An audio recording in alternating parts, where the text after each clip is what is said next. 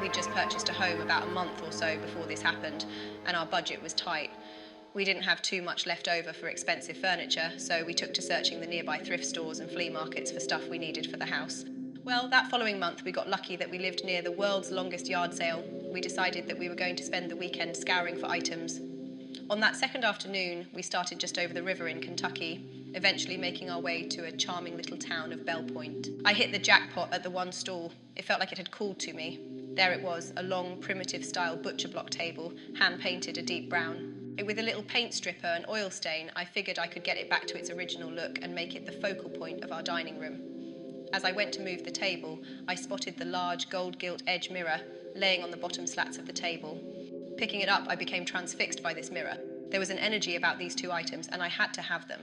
The man running the stall sold us the items at a rather low price, almost like he wanted to just get rid of them. He had explained that they were originally found deep in the old, now abandoned Knox Manor up on the hill. He turned, pointing to a Gothic Victorian house that overlooked the valley, peeking through the thick tree canopy and curtain of kudzu vines. I wish he would have told us what had happened to the wife and child of Knox Manor. It was dark by the time we returned home. We left the larger items in the garage, and I went through the rooms looking for a home for the mirror.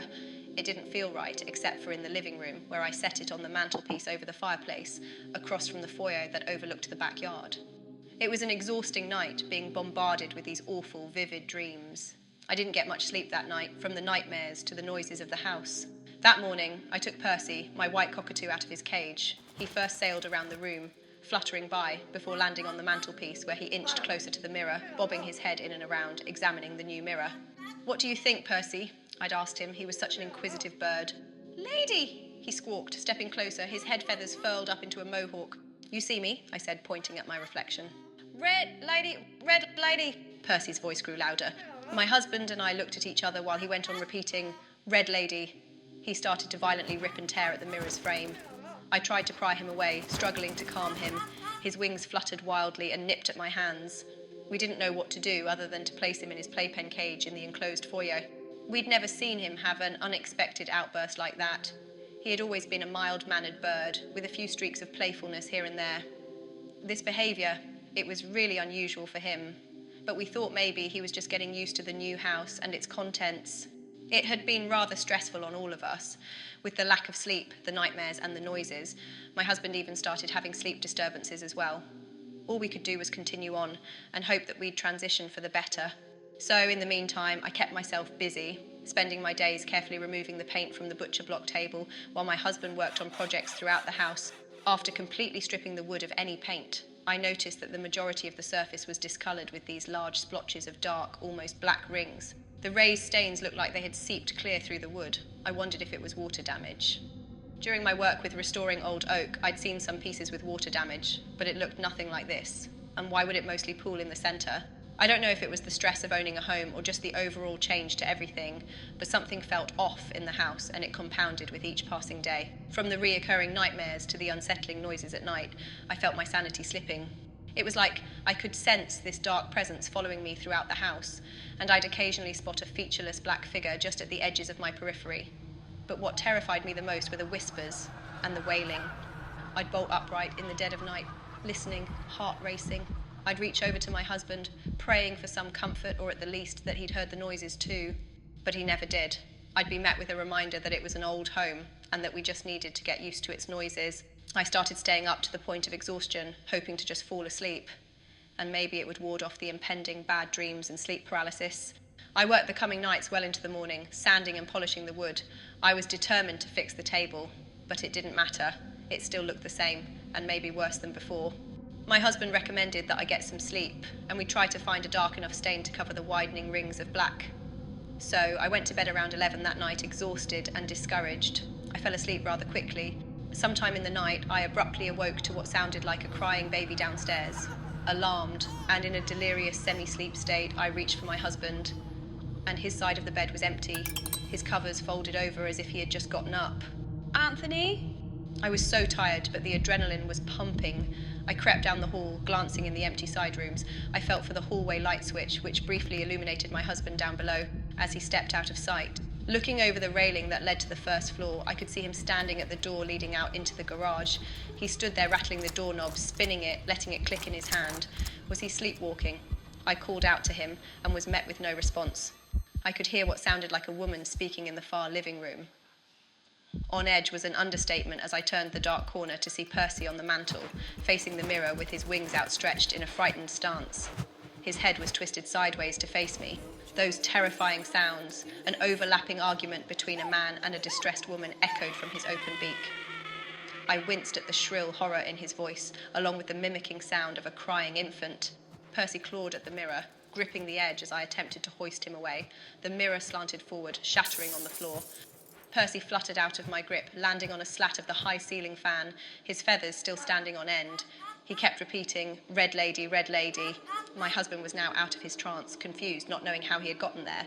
It's been over a year now, and things have gotten better since we got rid of that butcher block table, after researching the Knox Manor after that incident. I think I now know why, no matter how much I sanded. I was never going to get the congealed, seeped in bloodstains and evil out of that table. My best friend Graham and I, we had been best buds for the longest time. Naturally, we became roommates after college. He was like a brother to me. That night was like any normal Saturday night, spent downtown on High Street bar hopping. But this night was also part of our town's Oktoberfest, so the streets were packed. I remember all night he was in a bad mood, something that happened at work earlier that day. I could tell he was going down the belligerent route that night, so I tried to stay fairly sober. Graham caused a scene at one of the bars, picking a fight with some random guy while I went to take a leak. I had to pull him out of the bar, trying to talk some sense into him. We stopped at the corner mart before strolling our usual way home, down the long cobblestone path by the river. Graham was finishing off one of the beers we had bought, about to chuck the empty bottle at the shoreline, when he stumbled a bit, having been tripped by something in the path. He squatted down, falling over as he picked up a gold pocket watch. "Whoa, where'd that come from?" I'd said, leaning over him. "Don't know, but finders keepers," Graham joked. His eyes lit up, popping open the ornate gold cover, unveiling a secondary layer of a golden-etched cardinal compass. "Dude, this looks expensive." He handed it over for me to inspect it. Pulling back the secondary layer of gold, the intricate open clock face glinted in the streetlight, revealing overlapping layers of fine-toothed gears and levers, dotted with what appeared to be small, precious gems. The delicate gold chain glittered across my hand as I started to turn the knob, hoping to get the watch to tick. I heard a deliberate cascade of metallic mechanisms clicking into place. It almost sounded like an old slot machine. I turned the knob further, watching the dials along the bottom edge of the clock face. The calendar date moved from October 6th, 2023, the three-wheeled dials spinning in different directions, the first dial landing on 2029. The second dial was slowing between June and July. "Must be some kind of travel watch," I mentioned, trying to twist the knob further. It was seemingly locked on a small dial that had a shape of a plane on it. Graham snatched the watch from me, rambling on about how if you overwind it, you could break it. He twisted the crown, and it made that cascading sound of locking gears before it stopped, and he couldn't turn the knob any further. "Great, stuck on October 7th, was all he said as we approached the stoop of our apartment. The next day, I called him from work, waking him. He had clearly slept through his alarm and was surely hungover. He raced to pull himself together to get there for the 10 a.m. company meeting. I knew he wasn't going to make it in time with the morning traffic over the bridge, so I advised him to take the ferry. It had cost a bit, but it would cut his commute by a good 30 minutes.